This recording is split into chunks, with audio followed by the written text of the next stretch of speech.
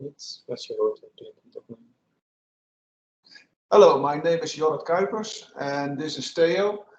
And we are going to demonstrate our safety states framework. And Theo, maybe you can start the demonstration and give some explanations. Yes, of course I will.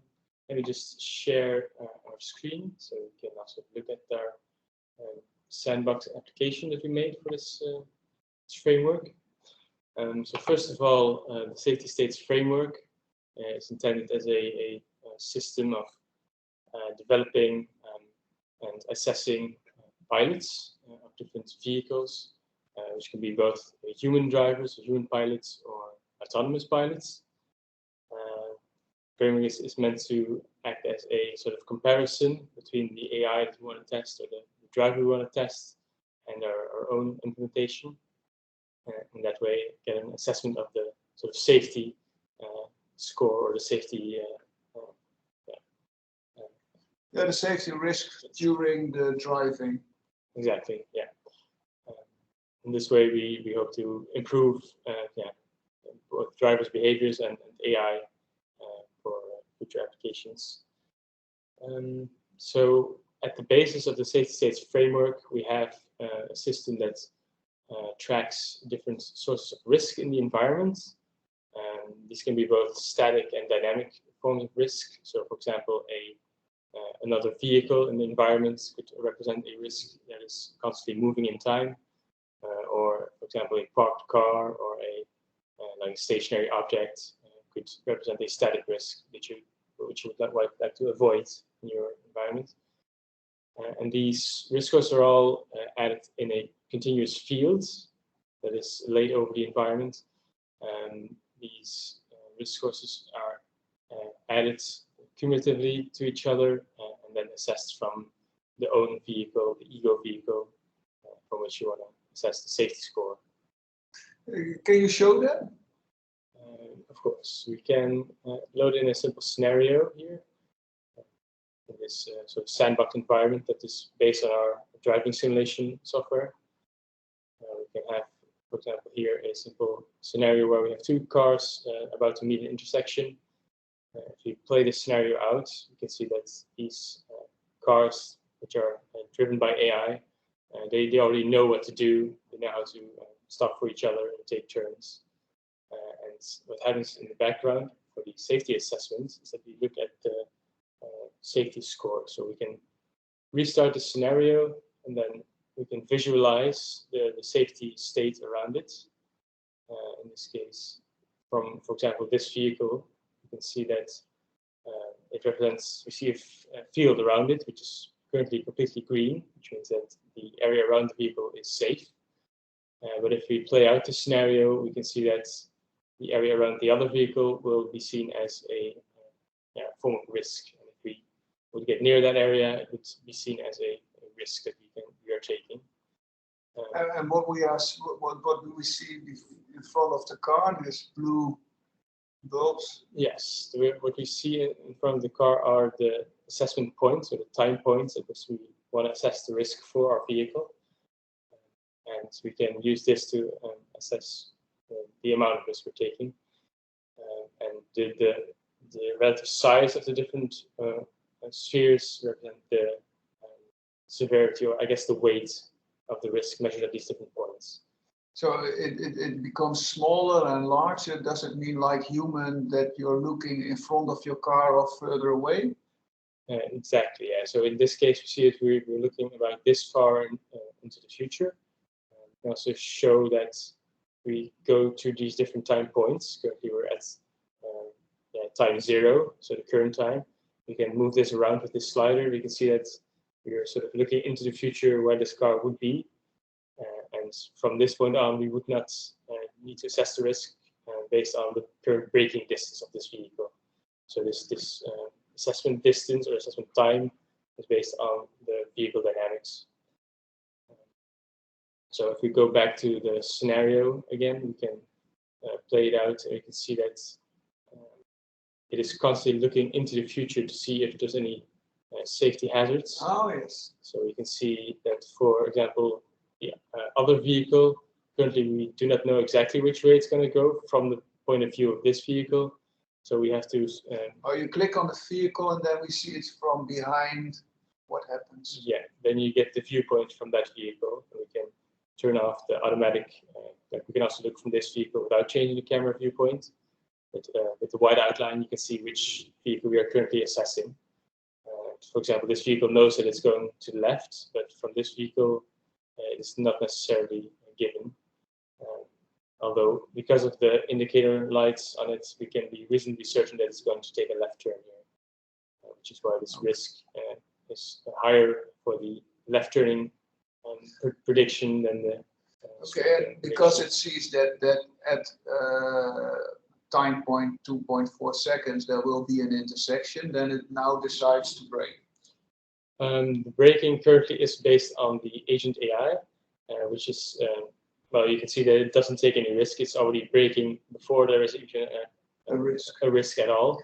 Okay. And that's also what you see with these spheres. It is currently assessing up to here, based on that it's already going relatively slow. Is that because it knows that it's an intersection? Yes, these agents, they know when to recognize an intersection. They know at what point they have to stop in case there are other vehicles taking the right of way. And what would happen if I didn't recognize the intersection? For example, I was looking at my telephone. What can you show that? What? Yes, we can turn off the intersection plans that the agents currently have, and then we can restart the scenario to see how that would play out. So we can restart the time, and we can see that from the. Well, we can go back to the point of view from behind this vehicle. We can see it play out. Well, now it doesn't know how to respond to the intersection, and it would just go straight ahead. Okay. Yes. And yeah, as you saw before the collision, or well before the collision happened, you could see that the risk assessment was already going red, indicating that it sees a potential risk coming up. We can visualize this in a number of ways. So, for example, here we can see that it's turning red at these specific dots. Yes. And this is where we predict a potential collision to happen based on the risk from this other vehicle. And do you have also a graph to visualize the risk?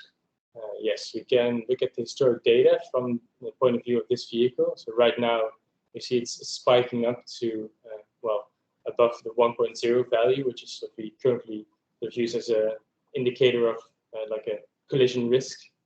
You can see that these different levels represent like a warning and a danger level. We can change these values around as well based on how careful we want to, or how stringent we want to assess our agents. So yeah, we can move these around. And yeah, if you play it out, you can see that you can get the whole historic data up to the point of collision, and even after that, it doesn't really know how to resolve the situation. But you can see that, yeah, as soon as the risk becomes real, the historic data reflects that, and you can see that in the graph. And you can also look at this for other vehicles, which would in this case be quite similar because the collision happened between these two vehicles. Okay, and can we see it in the situation where they recognize the intersection? Yes, we added a different layer of AI to our agents that responds to just these risk assessments, which is a managed risk plan. We restart the scenario with that on. We can again look at the point of view of our blue car. Play it out here. Let's turn off these ghosts for now. You can see that as soon as even a modicum of risk is perceived, it will slow down and let the other pass. Okay, so it's now more careful. So it's not only, it doesn't know the intersection because this intersection plan is not active, but it's more careful. Oh. Yeah, exactly. It doesn't know how to handle these intersections, so it doesn't know to slow down. Okay, yeah, let's put the intersection on. Yes, in most cases you would want to use both plans to play out these scenarios. But you can see that if it responds purely to the risk, it can still avoid any collisions in that way. Yeah, so it seems a bit that we use driving task because in a driving task you know that you are entering an intersection, you slow down before the intersection because you know you have to do a lot of tasks on this intersection. And those driving tasks, are those the same for humans as for automated vehicles? Well, for the automatic vehicles, the driving tasks will all have to be defined by the programmers. But in theory, you could make a automated task for every scenario you can think of. Yeah, and for now we use humans, the way we assess humans, as the same way as we assess the automatic vehicles. Yes, we would use the same way to assess them. We would, again, we would look at these risk evaluation numbers. Another interesting thing to note is that you saw the vehicle slow down before any risk even occurred, even without the intersection plan. The way this happens is it looks ahead of the vehicle to base the decision to slow down on. So this is what's called a fast trajectory prediction. It would look forward and if it would go to the speed limits, and it would look at if there's any potential collisions happening there. If it sees any collisions happening in the future, it would already slow down in advance. So there's a difference between like the current prediction and the prediction if it would accelerate to those speed limits. And it uses this accelerated prediction to determine to slow down or to brake. Yeah.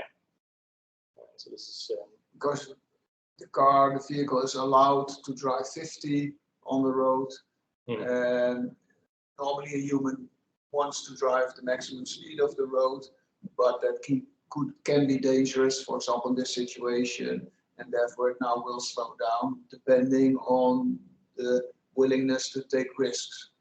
Yes, yeah, exactly. You want to slow down before you come into a risky situation. So that's why you look ahead. Yeah, exactly. So there are two ways. You can be careful anyway, but you also know there is an intersection, so I should be careful and then look if there is a danger. So there's two kinds of approaches, and we see the differences. It's better to keep the intersection, look for intersection because you know already that there is danger, then go into the intersection and react only on what happens there. So it's more like a strategic planning when you use this intersection plan. Yeah, the intersection plan is indeed strategic in the sense that it looks further ahead and it actually incorporates the information about the environment, such as the roads and the upcoming intersections, and for example, the signs alongside the road. And this is also then we can assess, for example, an automated vehicle. Does it only respond to its environment, or does it keep track on the intersection or the road information as well and respond earlier to possible dangers? Yeah. Do we have other? I see that we have different scenarios. Yes, we have several scenarios that we prepared in our sandbox environments, and we can look at in these ways how different scenarios would play out with our current agents AI. So, for example, in this case, we have the same scenario with an added vehicle, the red car. We can play this out in real time. Just one. Right now, we have both the risk management plan and the intersection plan on. I think most of the vehicle response here is actually based on the intersection plans, as they know how to resolve this kind of three-way, this T junction. You can also look at that at the sort of risk graph. So you can see that the risk never really exceeds the sort of more than the green level. You can see that this red car is taking a bit of risk as he's sort of taking the right of way. Okay, we're looking at the risk distribution over time. Yeah, exactly. You can see that he sort of takes the right of way here, even though in a normal situation we would let the white car take the first turn. Which is why the risk is bumped up a little bit. But it doesn't exceed like any dangerous levels. What you could do, for example, in the situation that we started, we could say that, okay, we want to not even take that much risk. So we can say these agents should respond earlier to this risk. And that way we can change the way they manage their risk. And what we could do is we could make them more careful. So here we have a bunch of parameters that we can set to make the agents respond to the risk. And with this slider here, we can say, okay, we want to slow down above a certain risk value and we want to stop above a certain risk value. So if we drag these down to some lower values. So meaning that it's more careful. Yeah, and then we apply these settings to all the agents. We should see potentially a difference between the outcome of the situation. Set to C, so we can see that they are slowing down a bit more. See the risk in this case. It's a bit lower. It's a bit lower, but it's still probably not careful enough in this situation. Okay, let's make it more careful. Let's see. Look at this risk management. We can make them basically slow down if there's any form of risk. Let's make this, and then replay.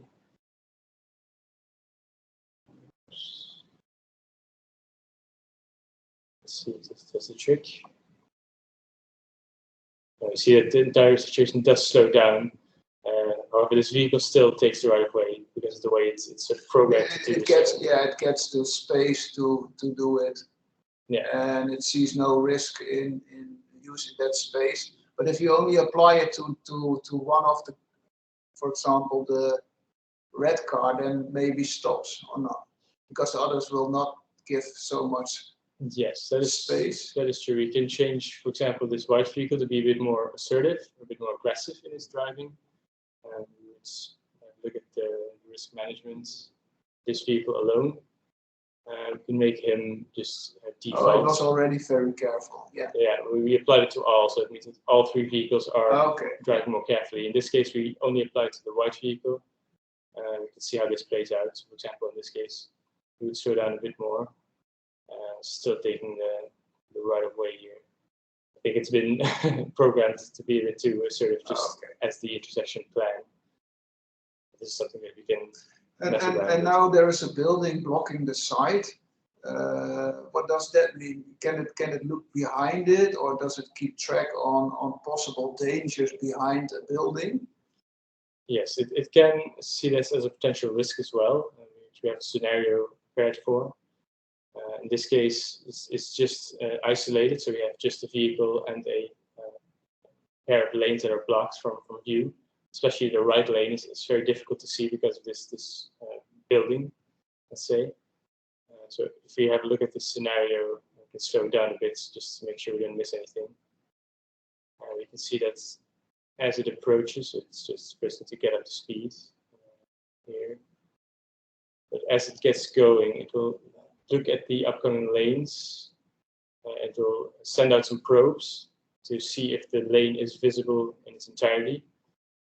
For example, you can see that these green lines, they show that this is the part of the lane that is visible.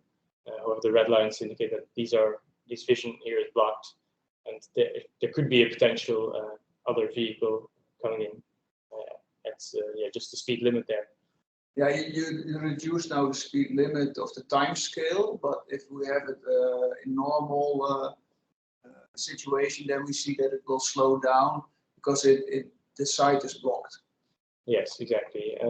What is good to know is that it does predict a vehicle here, so we can show it, visualize. We can show that, for example, from this right lane. Okay, so it imagines that there could be a vehicle coming.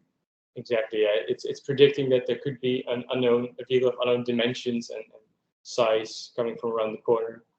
Projecting, you can see that there's a lot of potential risk here because you're unsure when it will arrive and with what speed it will arrive. So but if it would turn right, there is less danger.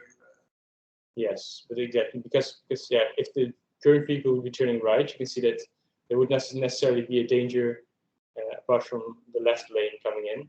And there the vision is enough. Yeah, for right now the vision on the left side is still not enough to see it completely, as you can see here.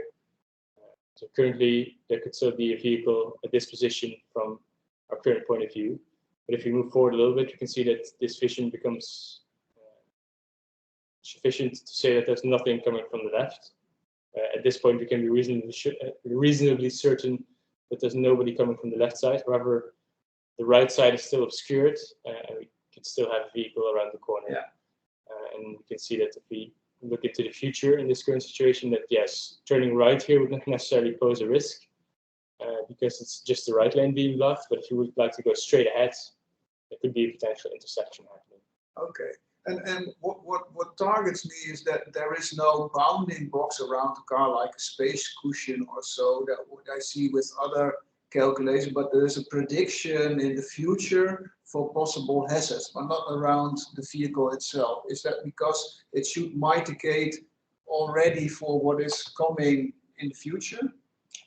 Yes, yes. Just looking at the space cushion is of course not sufficient if you're going at like higher velocities.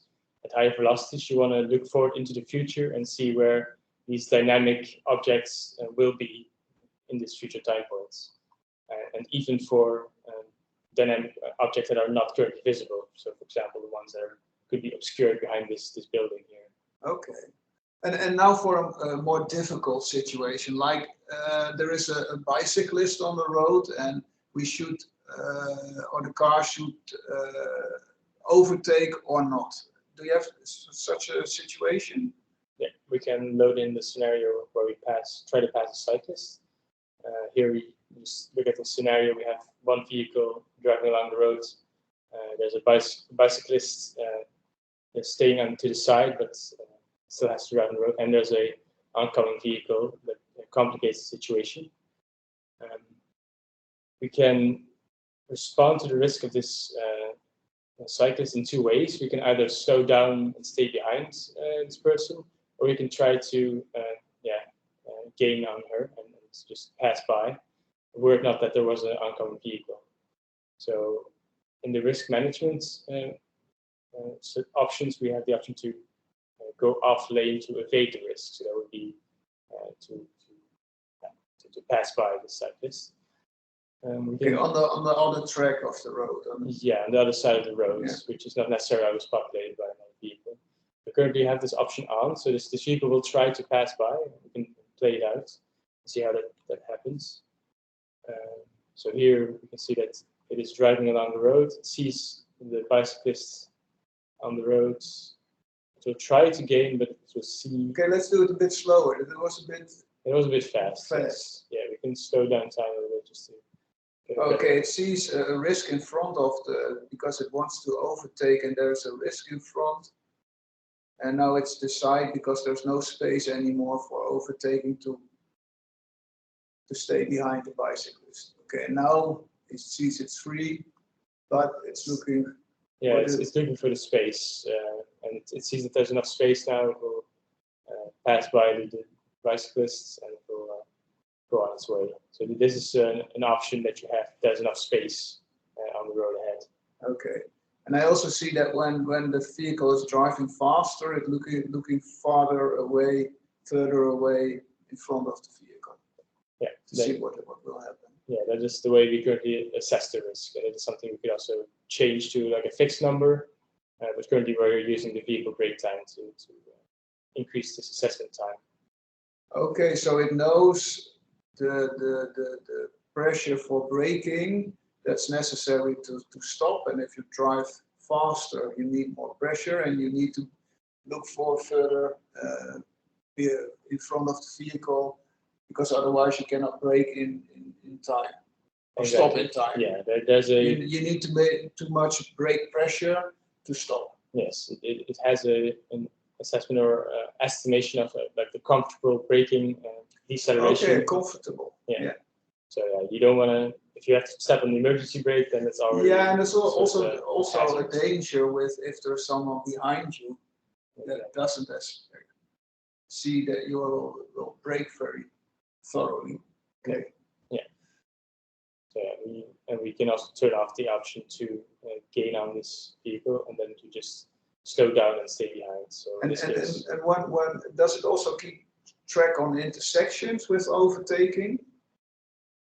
Yeah, we can also have a look at that. We can see if we turn off that we can go off lane, and we play this out. We can see that the vehicle will just stay behind the cyclist. And if there's an intersection, can it also decide to not overtake because there is a possibility for another vehicle to come on the lane, the opposite lane? Yeah, we can load the scenario where we have a bit more a complicated situation, even more, and with a lot of upcoming intersections, as you can see here. Here, currently, well, we don't have the option to game, so I will turn it on. Now there's a bit too many visualization layers active. I will just turn a few of them off just to make it a little bit more clear what's going on. So here we are again behind cyclists. We would like to pass by them, but we can see that there's traffic coming in, and we have to go back into our own lane. Now we will try to gain again, but because we are close to an intersection, we again don't give our agent this option. It's something we can set within this management system. Actually, let me just move this to the other screen a little bit more. And here we have a traffic light that is currently blocking us from going ahead. But once it turns to green, you can see that it will start going again. And it's basically just looking for enough space to pass by the cyclists. So it doesn't want to do it too close to the intersection. Here it sees that there's enough space and will take the opportunity to pass by and keep going. And here it stops again for the traffic light. So this is just some option that we have. These are just different ways we can respond to the risk. Yeah, and in a situation where there's a zebra with pedestrians, like a pedestrian crossing, yeah. You can load a scenario like that. This is quite a simple scenario. You just have a pedestrian crossing, and a pedestrian that is about to cross the lane. Risk management will basically look at the situation and we'll see that there's a pedestrian crossing and will stop well ahead of time. There's also other people as well. See that the risk graph, the risk stays relatively low. It responds to the risk, and well, I think currently it's actually just using the agent AI to slow down for this. And it looks like that it responds to the direction the pedestrian is walking. Is that true? Yeah, that is correct. If we look at just the pedestrians walking along the sidewalk, for example, from the point of view of this car, you can see that. Oh, the danger zones are in front of the pedestrian, not on the road, because of the direction. They are in the same direction as the car. Exactly, and their current velocity also sort of makes sure that the future time at which they are predicted to be will also be straight ahead of them. So if we go forward and back into the in time, you can see that this projected risk is in front of them. So that's why pedestrians on the sidewalk would not necessarily trigger a risk response, only the ones that are crossing the road. So that's another way you can use these risk fields to dynamically respond to these different objects in the world.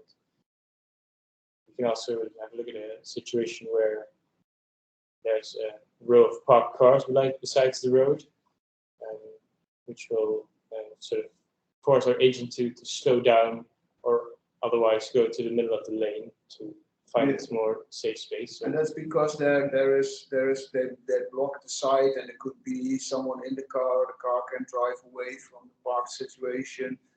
Yeah, there's several sort of hazards you can imagine a situation like this. So okay, it's going more, gives more space between the vehicle and the parked vehicles. Yeah, exactly. We can see at sort of the projected risks that these vehicles are identified as sort of a static risk, and getting too close to them will induce a risk response. The vehicle has the option to go slightly off its center of the lane. It doesn't necessarily want to go in the middle of the lane, as there's a certain threshold that we set before it does that, so it will try to stick to the middle line. And this will give it a bit more time to respond to situations such as a child about to cross the road. It should give a little bit more time to respond. Here it sees some space it can take and is able to sort of slow down just in time for it to avoid this risk. Which is due to the fact that it can go to the middle of the lane and take a bit more space. And now it needs to go to the side to avoid a collision, but if it's more careful, does it stop in time for the child? Yeah, we can, instead of going to the middle of the lane, we can also just stay in our center lane and just be a bit more careful. We can change that so we can not give the option to go off lane, but yeah, it's already relatively careful, so we can apply that as is, and we can restart the scenario with this out of the way for now. Because if there's another car coming, this will be maybe a dangerous situation. Can we put a car in this situation later on? Yeah, we can do that as well. Here we can see it slow down. Actually, it's probably a bit too careful now. It doesn't want to drive into this road now. So it finds it too dangerous to go.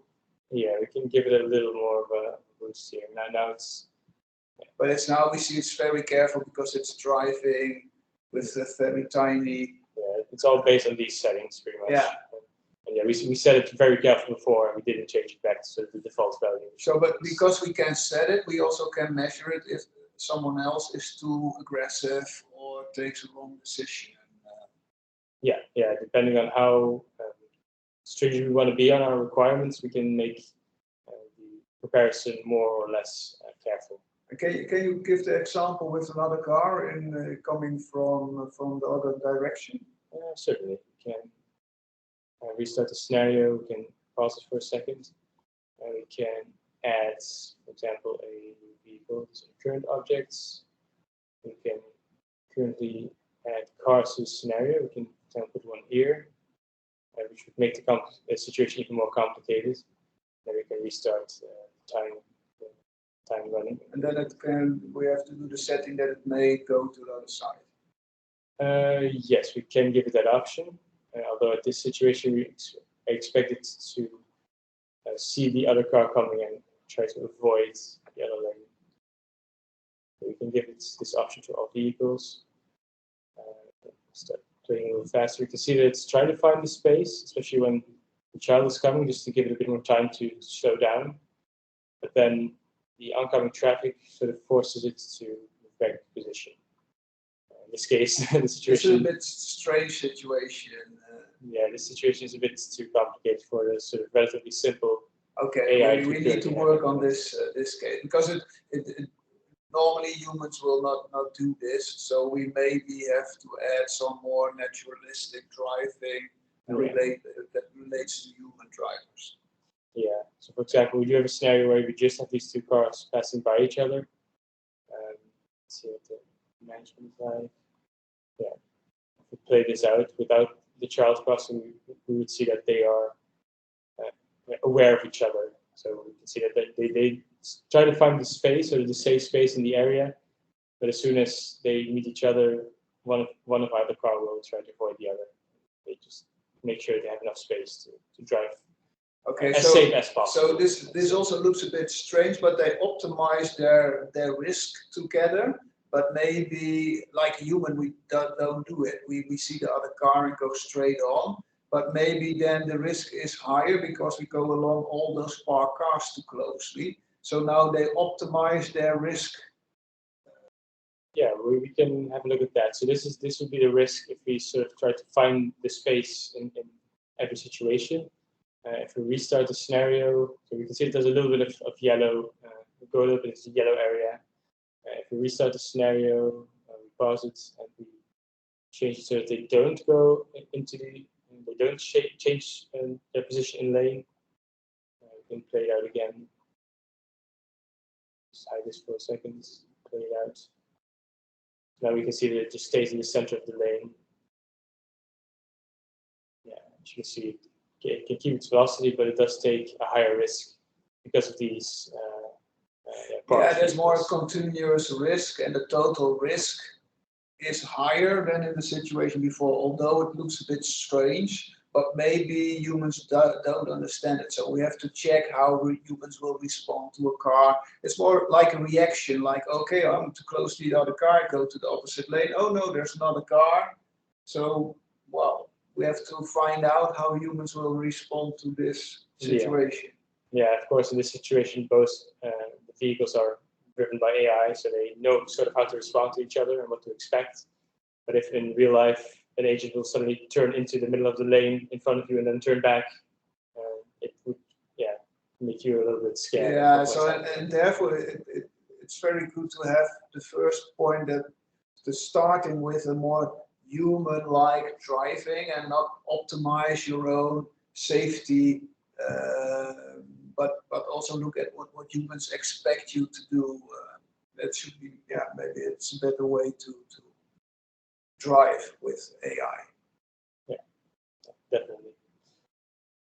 Is there something else we can look at, or is this?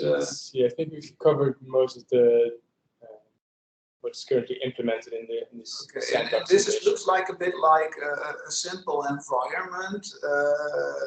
We also want to make the driving simulators for humans. Could we also drive in a more realistic setting?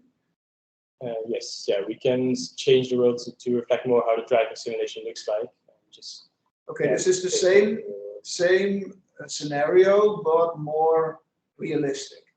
Yeah, exactly. We can play out the same scenarios in this environment just to have a bit nicer visuals, but it's still the same scenarios. And that's why most of the time you would use the sort of simplified version if you just want to see the outcome of the different scenarios. Yeah, so also for ourselves to understand what happens, because also for us it's new way of looking at risk management.